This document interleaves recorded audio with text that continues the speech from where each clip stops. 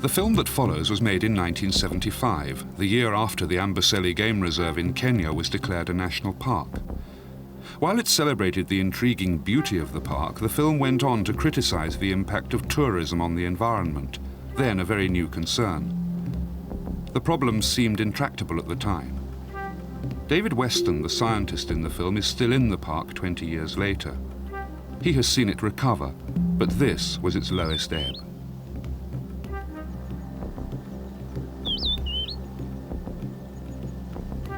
Amboseli, the empty place, is the Maasai name for this burning expanse beneath Africa's highest mountain, Kilimanjaro. In reality, Amboseli is far from empty. For one thing, people live here. It lies in the heartland of the Maasai tribe.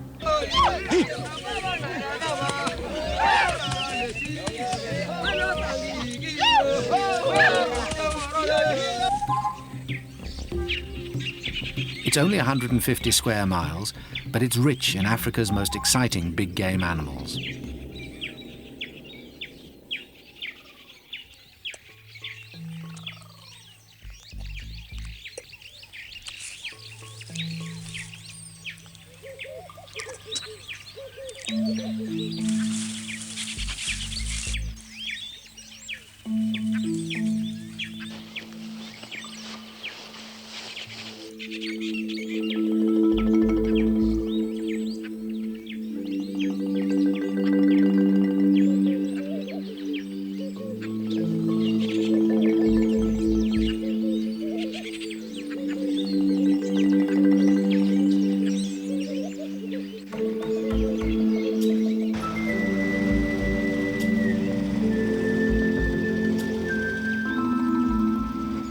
It's also the haunt of another species, the world tourist.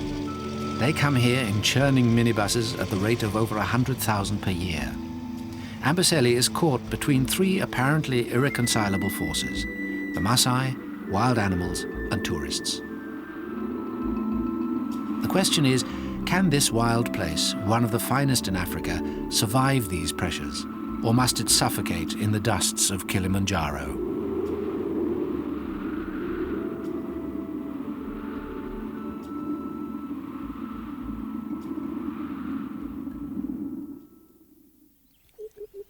Today, Kilimanjaro is capped by the snows made famous by Ernest Hemingway. 2 million years ago, it was in full eruption.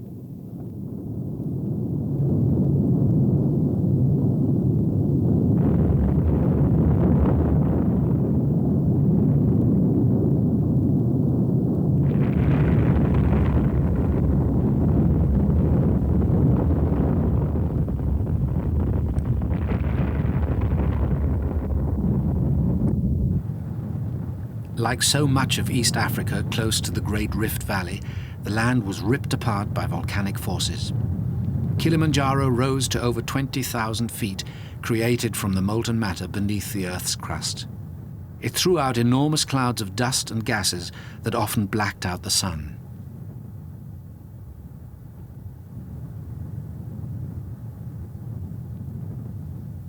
In time, the dust clouds settled to form the soil of plains and woodlands supporting huge herds of game. Much of the Amboseli Basin is the bed of an ancient lake, formed when the rising volcano cut off a river. The lake long ago dried up, leaving salty sediments 400 feet thick. The grasses which grow in this soil are not of the first quality, but they're nourishing enough if water goes with them.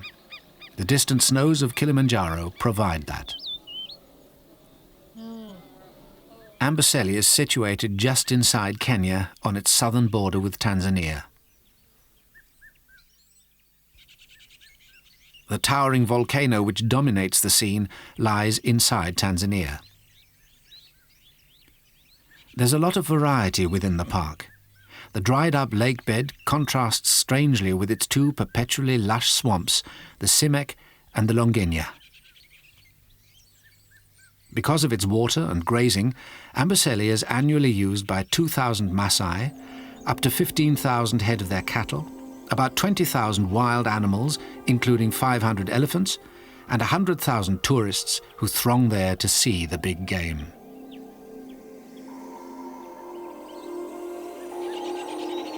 Kilimanjaro created and shaped Amboseli over 2 million years ago. The great mountain rises from the plain 25 miles to the south. Huge blocks of ice rim its summit. The surroundings of the crater itself are a desert of grey ash. Snow never lies for long on this part of the mountain. The fire below is damped down, but the hearth is still warm. The amount of snow around the summit depends entirely on recent rainfall. And there lies Amboseli, hidden in the mists to the north of the mountain. Rain falling either upon the peak or onto the forested slopes below provides distant Amboseli with its essential water. The rainfall, mist, and melting snow vanishes into layers of lava and volcanic ash and flows underground 25 miles to the national park.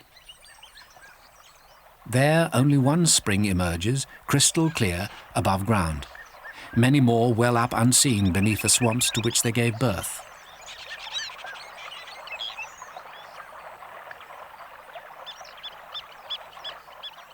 This is the secret water supply which draws so much life, both animal and human, into the park.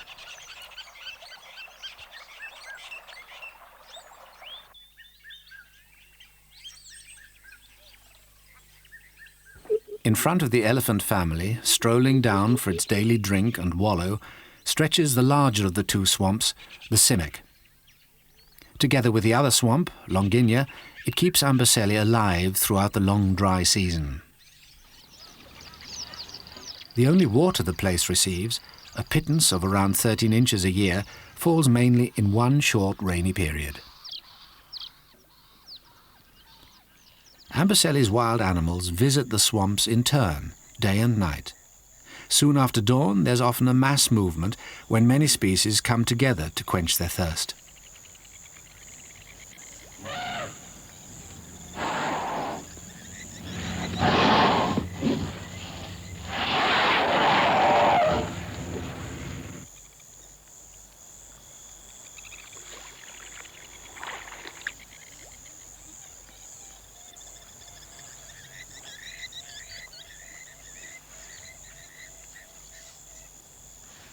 This is more than just a drinking place.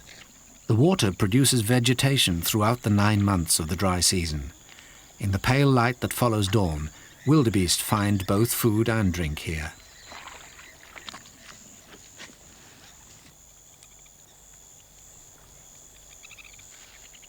That's a wading bird, a black-winged stilt. Just after dawn, as the air begins to heat up, the swamps are covered in a thick mist. Elephants surge, trumpeting out of the gloom.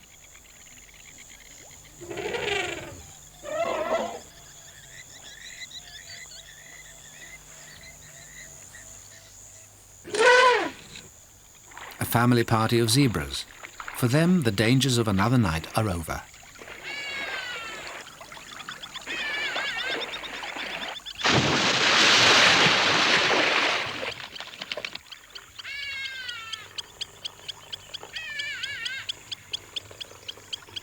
Further along, a rhino wallows, feeding on the lush vegetation provided by a newly flooded arm of the Simic. Black rhinos are browsers. Those prehensile lips fold back weed, unexpectedly presented by the water at browsing height.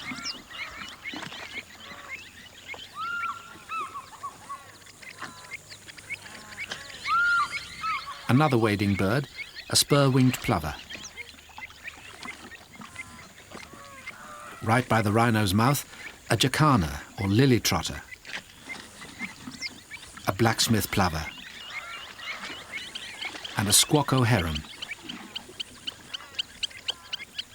Amboseli rhino have always been famous for the length of their horns. Not long ago, there were two famous longhorns called Gertie and Gladys.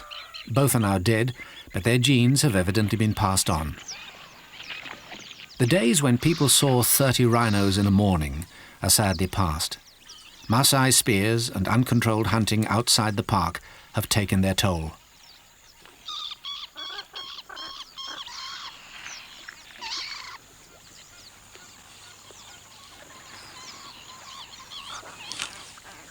Two of the surviving rhino meet in a typically thick-headed and inconclusive confrontation.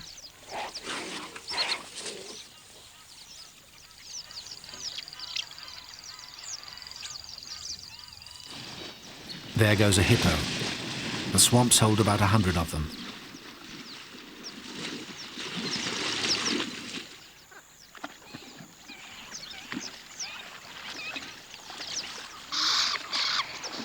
The main herds of buffalo will come down for their drink later.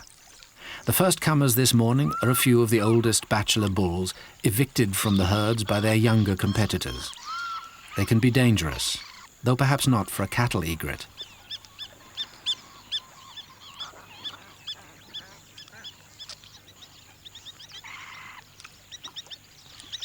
Oxpeckers do one of the old bulls a service by removing ticks and other parasites. For him, life at Amboseli is free from care.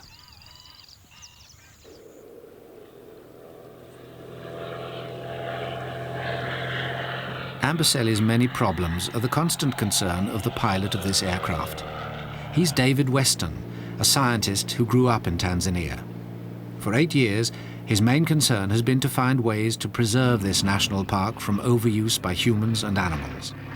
Funded by the New York Zoological Society, Weston lives in the park and flies his aircraft over it almost daily. As he crosses the Simek swamp, one of Amboseli's problems arrives in force. The Maasai are bringing their cattle to drink. The Maasai have always relied on the water of the swamps and the grazing it produces, especially during the dry season when all the other grasses disappeared. It's not hard to imagine the effect 15,000 head of cattle have had on the grass within range of the water.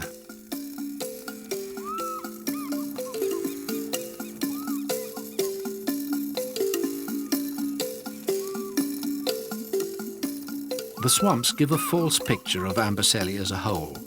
They're always lush and green, whatever the season. Only a few hundred yards away, the picture is quite different.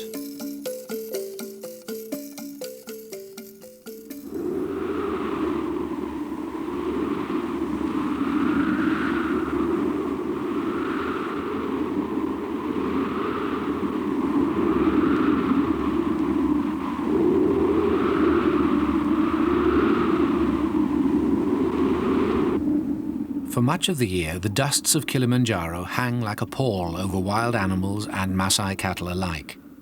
The scene will change dramatically when the rains come for a few short weeks in October. Until then, the dusty, overgrazed landscape looks a hopeless proposition. But this cannot be the whole story. If it were, Amboseli wouldn't support so many wild animals.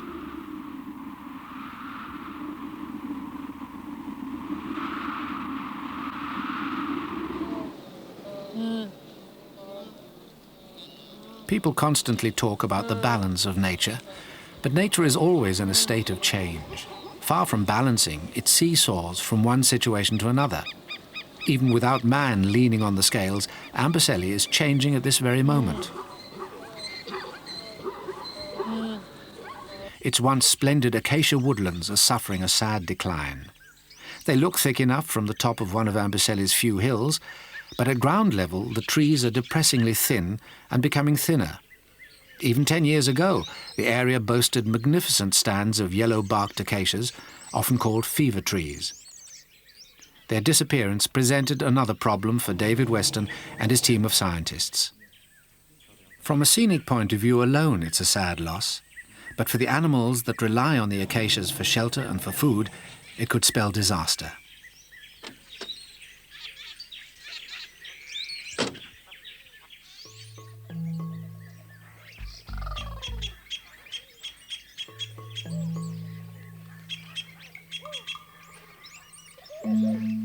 The giraffe depend on the woodlands. If the decline continued, their numbers could suffer severely. The 2-inch thorns are as delicate as asparagus tips to a giraffe.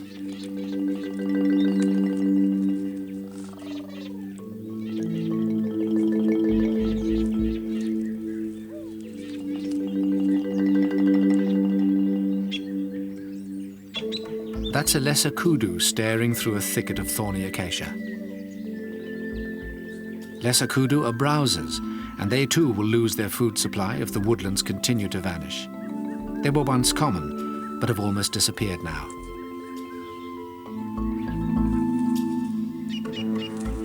Vervet monkeys do a good deal of their feeding in the trees. The vervet has a high regard for acacia thorns and shoots, sucking them in gourmet fashion with some leaves for dessert.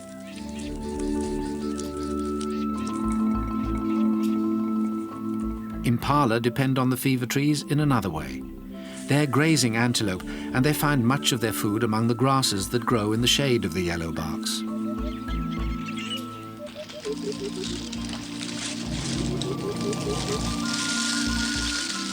Then, of course, there are the elephants, mighty consumers of all green things, the classic wrecking gang of African woodlands. The more so since they became confined inside reserves and national parks. If the woodlands disappeared completely, the elephants might survive on other kinds of food, but many other woodland species would vanish. At present, Amboseli boasts one of the most varied ranges of animals in Africa. It's fascinating to see how they all manage to find enough to eat in such a small area.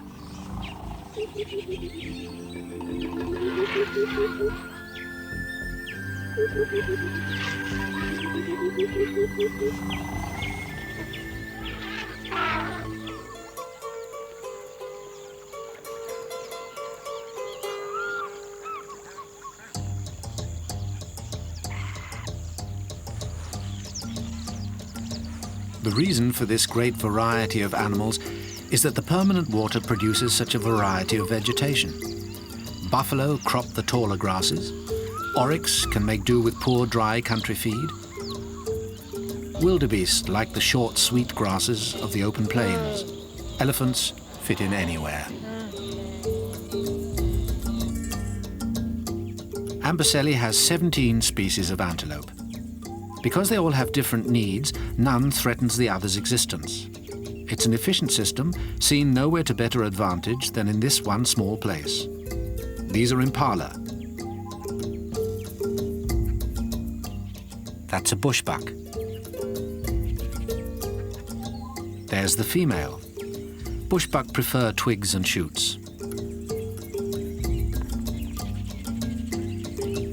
Waterbuck seek waterside plants and don't seriously compete with the other antelope.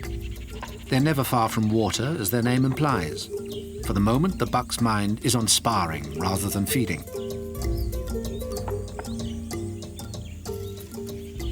The warthog prefers short grass and tender growing tips. It also specializes in digging for roots. A big boar displays the warts beneath the eyes that give the species its name. Among a belt of wild date palms, a rhino trots with her calf.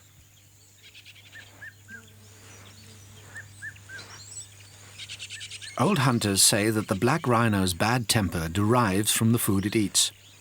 Often it seems to exist on an exclusive diet of the spikiest thorns it can find.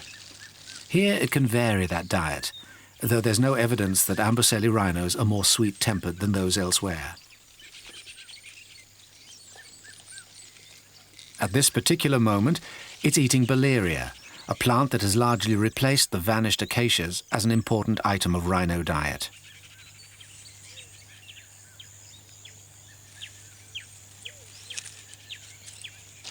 No one had previously filmed rhinos chewing at bark like this. It's highly unusual behavior. The prehensile lips tuck away bark from a dead fever tree, one of the thousands that have died as a result of Amboseli's mysterious blight.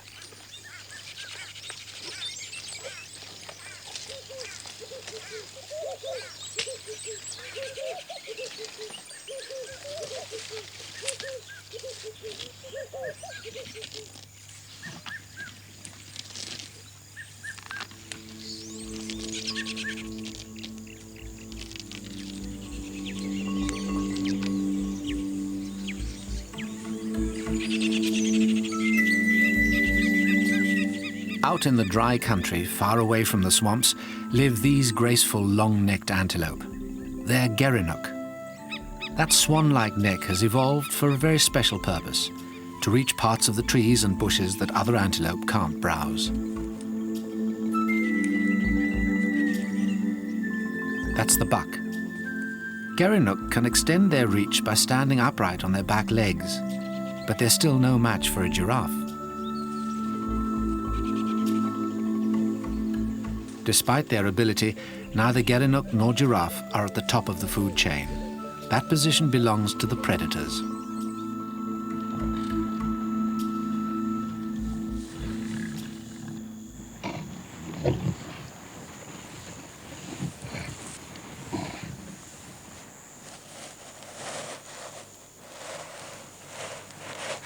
There are 6 known prides of lions in Amboseli, about 50 all told. That sounds a lot, but there is a great deal of food concentrated in this very small area. The lions prey mainly on zebra, wildebeest and buffalo. Amboseli lions always look remarkably sleek and well fed. The females produce cubs with great regularity. There's one creature that lives off their hard work.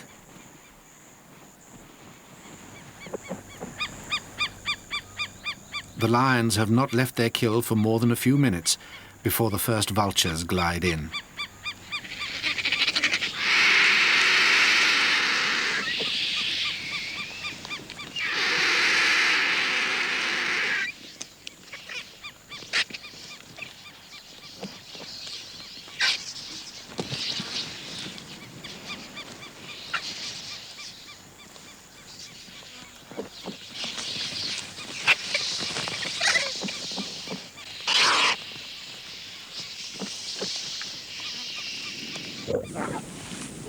For the moment, the lions are too well fed to bother about chasing the vultures off. Playing with their mother is the only thing on the minds of these cubs.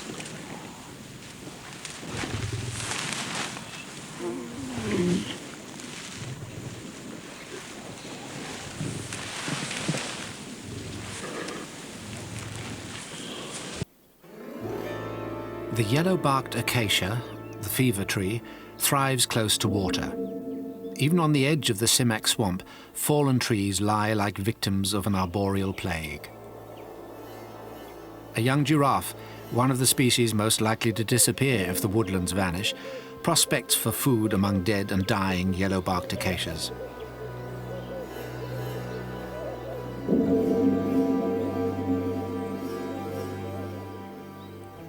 As recently as the 1960s, this area was heavily wooded. The woodland dwindled by over 90% in 20 years. Concern for the dying forest first led to Amboseli's establishment as a wildlife reserve.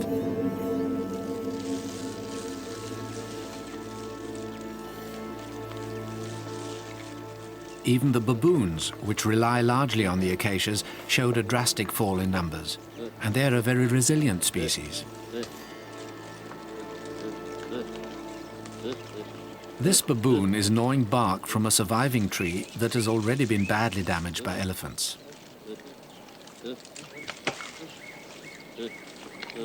There seemed to be 2 obvious candidates when it came to looking for culprits. The first suspect already had a record of tree murder elsewhere. In Tsavo National Park in Kenya, in Uganda, and at Manyara in Tanzania. In all these places, it was elephants that had barked and killed the trees. The second suspect was another animal.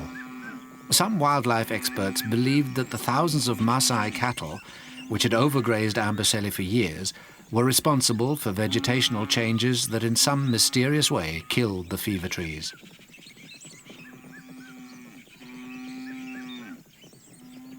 David Weston couldn't accept either of these theories. The facts did not fit the case. He selected cross-sections of woodland containing both damaged and healthy trees. The detailed surveys he and his assistants made revealed some surprising facts. For instance, the worst affected area was in the center of the basin, where there had been no cattle for over 20 years. On the face of it, therefore, the case against the elephant looked proven. 80% of the dead or dying trees showed elephant damage.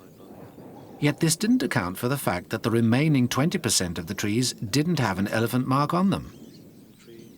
Weston next turned his attention to the soil. Here he found the clue which was to exonerate both cattle and elephants. Some wildlife experts had advised shooting the elephants to save the trees, but mercifully no action had been taken.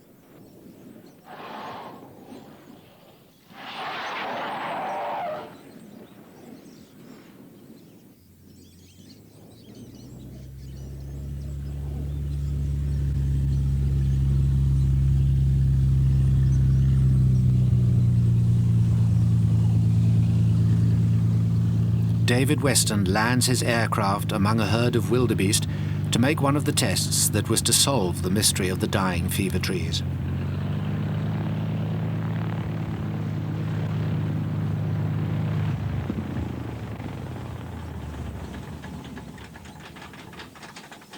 By analysing the soil in the woodlands, he had discovered heavy concentrations of salt close to the surface. Where had it come from? Thousands of years ago, the Amboseli Basin was covered by a large lake. When the lake dried up, the volcanic salts in the water sank into the ground. During periods of heavy rainfall, the salts rise again towards the surface. In the previous 20 years, Amboseli had had unusually heavy rains. Water tests revealed that the reason the trees were dying was that their roots were unable to suck up the salt-impregnated water.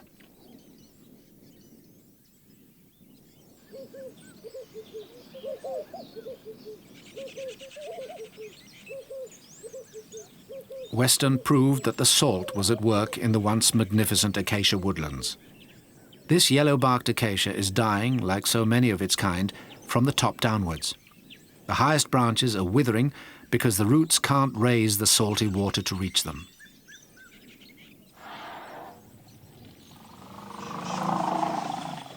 Though the condition of the woodlands may look hopeless, Weston believed this was one problem which nature could solve by herself.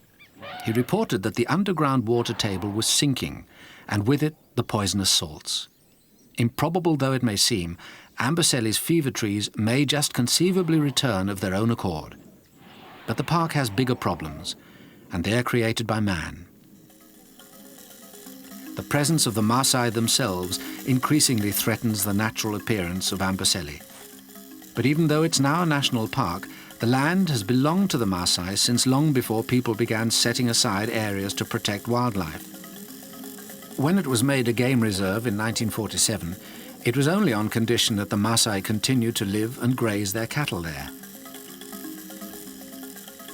Today, their spears no longer terrorize the other tribes of East Africa.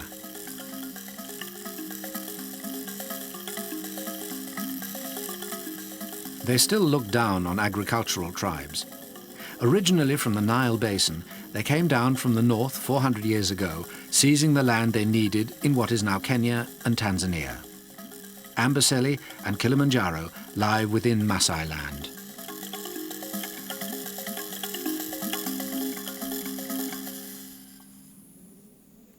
There have always been Maasai settlements in Amboseli. It seems strange to find people living, let alone herding cattle, inside a national park. But this is their homeland, not only by government recognition, but by tradition. To them, the national park is an irrelevance.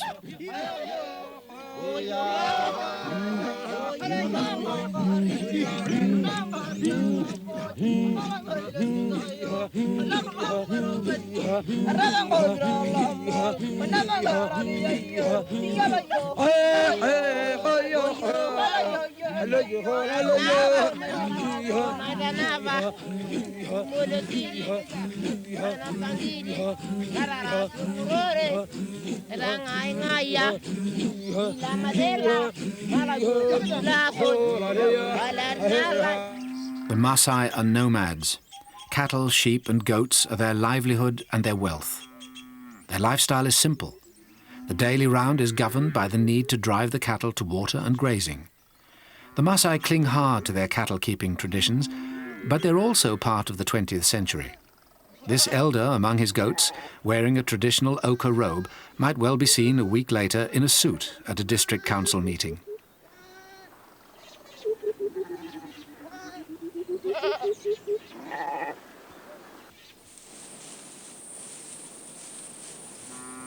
During the 9 months of the dry season, The cattle are dependent on the permanent water of the swamps just as the wild animals are. There is no other water for many miles, and the herdsmen must graze their stock within driving distance of the swamps. What this does to the food supply can easily be seen. Only the coarse, unpalatable grasses are left standing. In the dry season, the Maasai see their cows die in hundreds. Something had to be done to relieve the pressure on the grazing. David Weston and his fellow scientists felt that if only water could be piped to the better areas to the northeast, far outside the park, the Maasai might be persuaded to move out of the park altogether. But would the Maasai accept such a proposal? The Maasai are hard bargainers. This is in keeping with their warrior spirit, which is still very much alive. The traditional role of the initiated warrior, or Moran, as both protector and aggressor is unchanged. Today it has little outlet beyond the mock fighting that can break out spontaneously after a feast.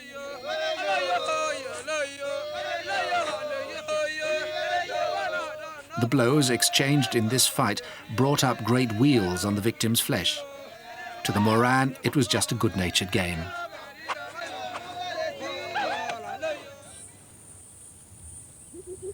Some of the other outlets for this warlike spirit are not so good-natured. Too often, a speared elephant or rhino is not just the result of a Moran proving his manhood, but a sign of the underlying resentment about the park and its intrusion on the tribe's traditional way of life. This rhino had subsequently to be shot. Amboseli cannot afford such losses. The discontent would doubtless come to the surface when bargaining took place about providing alternative water supplies, or proposing that in exchange for this and other concessions, the Maasai should agree to move outside the park.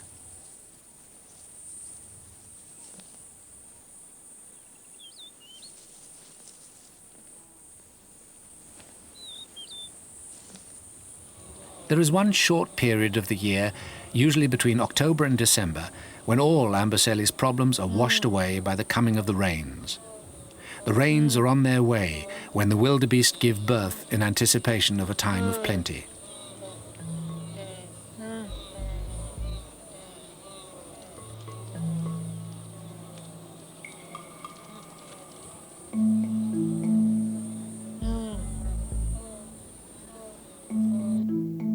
Another sign is there for all to see in the sky.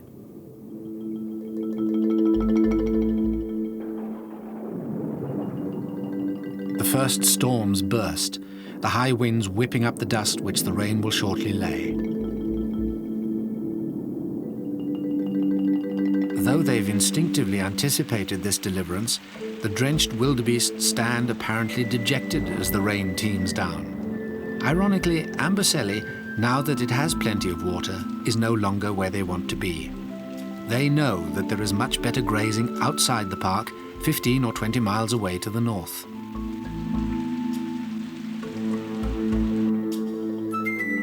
Almost overnight, Amboseli begins to look like the lake it once was.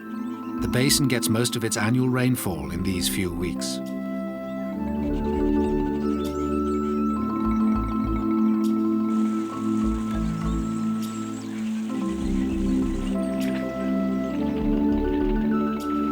The animals, and not only the wild ones, are off on the long march to the northeast. The Maasai and their cattle make the journey too.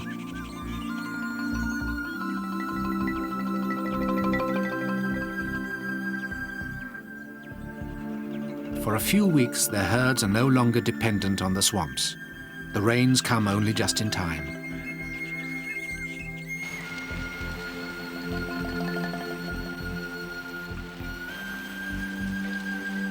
It's raining in the dry bush country towards which both cattle and wild animals are heading. The rain will soon perform a miracle on the brown land. It may not look exactly lush, but the grasses here have a high food value. It was to this area that authorities planned to pipe permanent water.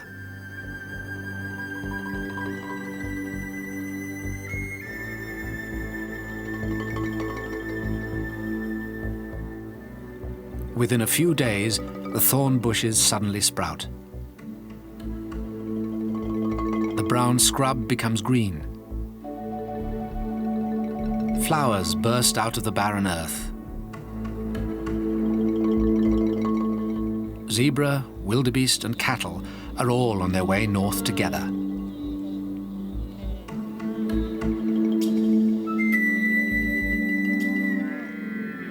This seasonal migration is as much a part of the lives of the Maasai as it is of the animals. After the drought, Amboseli has become green.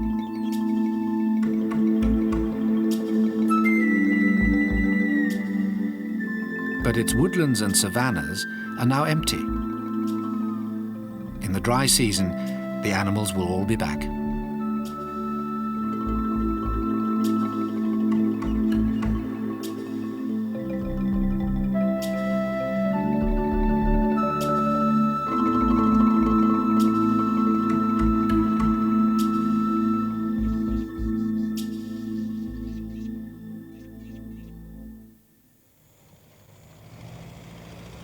Then the tourists come too, and they're another of Amboseli's problems. Their day starts at dawn, when the minibuses leave their night's roosting places at the two park lodges and set out in search of prey.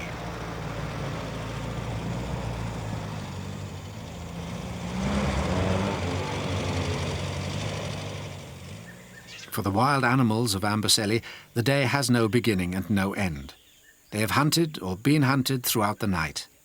In the still peace of the dawn light, they move to find food and water.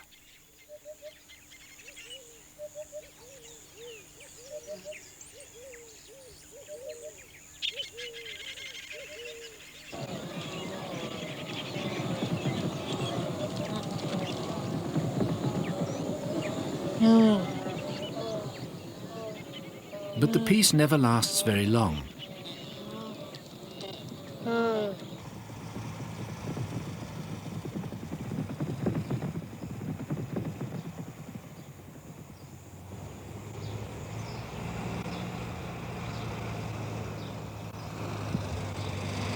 Lions are one of the main quarries of the minibus.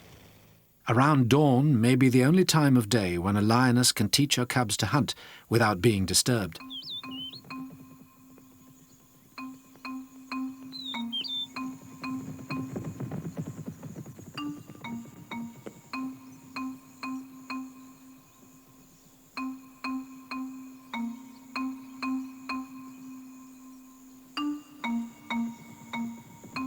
The wildebeest know that the young cub has no chance of harming them.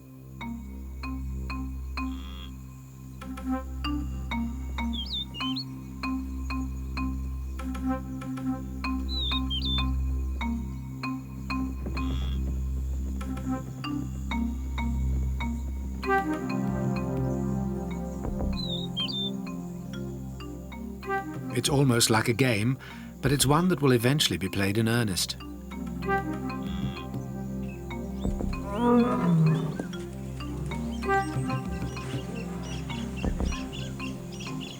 This lioness has picked out a lone wildebeest for the pride's morning meal. When the lions have finished, the vultures will gather. Until then, an entirely different species moves in.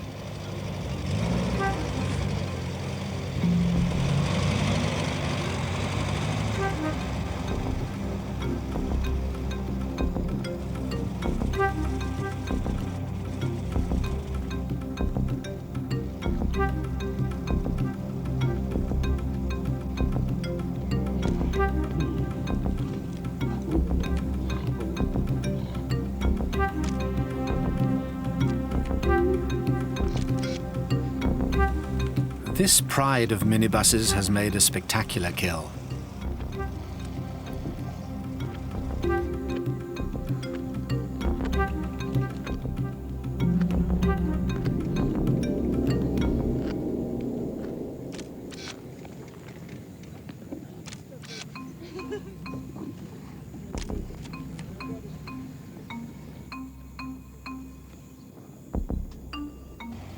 Every day, the insatiable tourists stampede around Amboseli. No one can blame them for this. It's what they've paid to see. Their money keeps the park going. But there's a price to be paid for such excessive use of the environment. The buses often crush the vegetation and give the animals little peace. The number of visitors to the park may increase to 500,000 a year, and the problems they create will have to be solved. One way would be to make the vehicles keep to longer and more circuitous permanent tracks. Another would be to build future lodges outside the park, reducing the traffic in the more popular areas around the present lodges. Continuous game viewing has already had a serious effect on one species.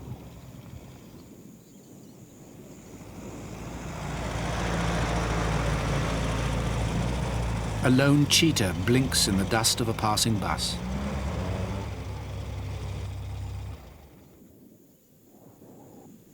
Cheetahs hunting Thompson's gazelle used to be a common sight at Amboseli. Now most of them have been pushed out of the park by the minibuses. The disturbance is so continuous that they rarely get a chance to stalk their own prey, let alone to teach their young to hunt.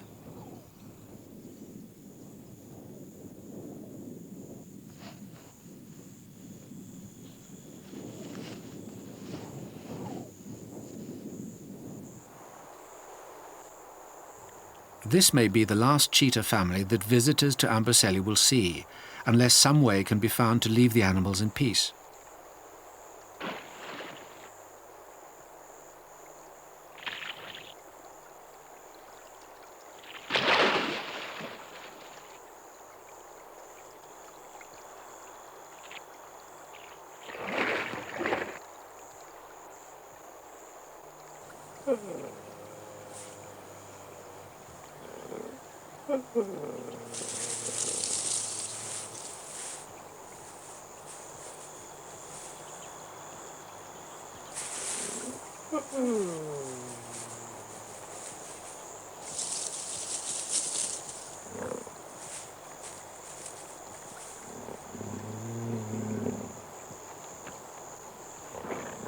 The rarest sight of all today is a cheetah actually hunting without a minibus in sight.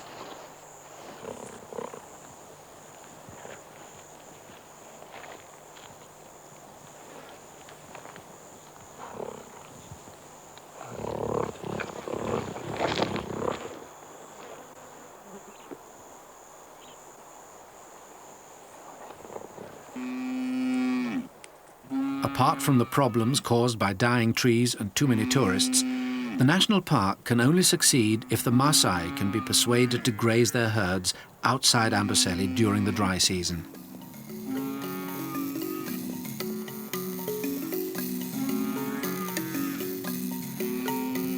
At last, a solution may have been found. The New York Zoological Society, who financed David Weston's researches for 8 years, have put up $140,000 towards a scheme that has cost, all told, $700,000. With this money, 55 miles of pipeline have been built to fill 6 large water tanks in the area of good grazing outside the park.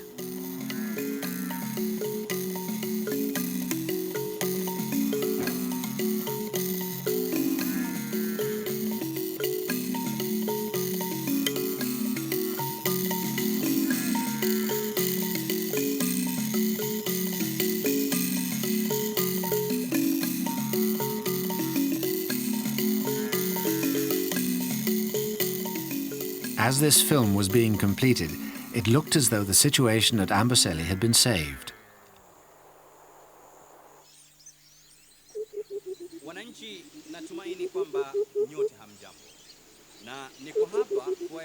The Maasai had at last agreed to do a deal, the terms of which were spelt out by the MP for the district. Maafikiano ambayo yanaungwa mkono na serikali ya Kenya na baraza la wilaya Kajiado. They were offered not only the new water system, but the exclusive use of the southern end of one of the swamps to be declared outside the park boundaries. The MP also promised them compensation for any damage done by wild animals migrating to their new grazing areas in the north during the rains. The Minister for Wildlife and the District Commissioner were all smiles. So were the park staff. But the Maasai Moran waited. Kwa kupokea fidia hiyo, idara ya mbuga za wanyama The Minister for Natural Resources spelt out what the park would expect in exchange. The Maasai were to move out of Amboseli and take their cattle with them. Further benefits were offered.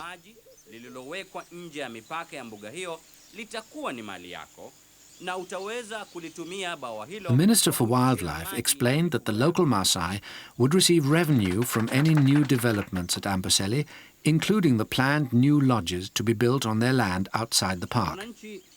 Finally, they were offered a cheque for 2 million shillings to be divided amongst them. Then the Maasai smiled. The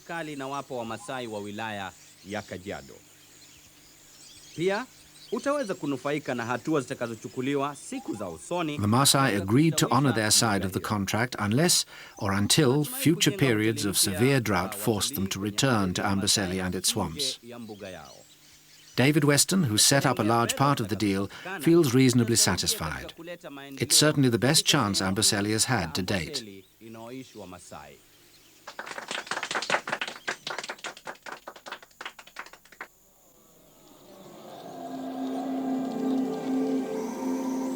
Amboseli is one of Africa's most lovely jewels. Its setting beneath Kilimanjaro could scarcely be more beautiful. To be able to watch the many facets of this jewel caught in the red rays of the dying sun is one of life's finest experiences.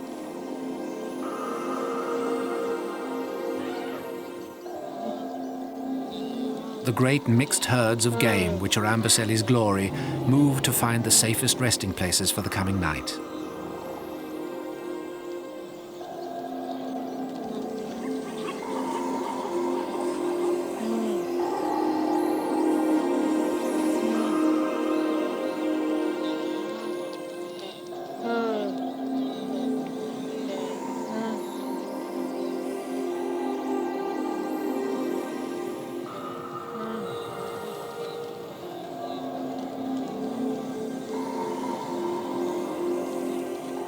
Sunset looks deceptively peaceful to the human eye, but it is the time of the hunter.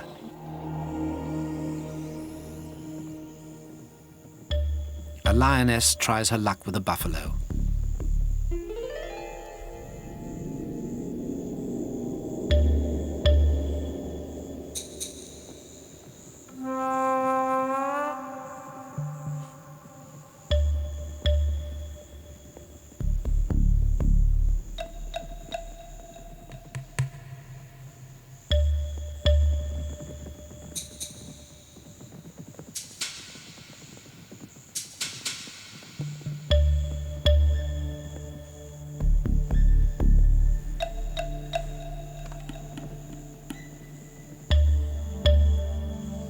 The buffalo will see another sun come up on Kilimanjaro.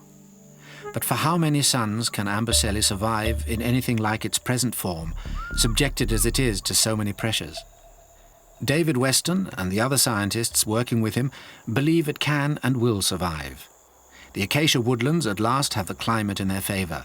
The water table is sinking again, and acacias can recover very quickly.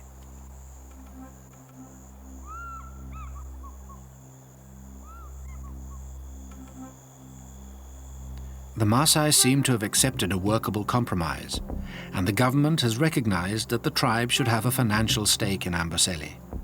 The tourists will continue to churn around among the dusts of Kilimanjaro, but with good planning, their impact can be reduced. Amboseli sums up man's dilemma the world over: how to enjoy a beautiful, wild place and yet still keep it wild and beautiful. Amboseli may prove that the miracle can be achieved.